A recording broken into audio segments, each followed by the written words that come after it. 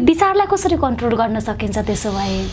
यस्तो छ, यो विचारलाई कन्ट्रोल गर्ने होइन के, तपाईँले कन्ट्रोल गर्न सक्नुहुन्न। कन्ट्रोल गर्छ भने झन् त्यो बढी विचार आइरहन्छ कि। विचार आउँछ जान्छ, इजिली छोड्दै जाने हो।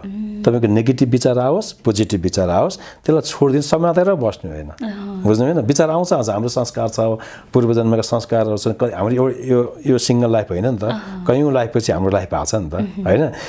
पहिलाको पनि कति कुरा तपाईँको अहिले यति मनमा आउँछ तपाईँलाई पत्तो हुँदैन त, बुझ्नु भएन। त्यसले गर्दा विचारलाई कन्ट्रोल गर्ने होइन, जस्तो ओभर थिङ्किङका कुराहरू आउँछन् होइन।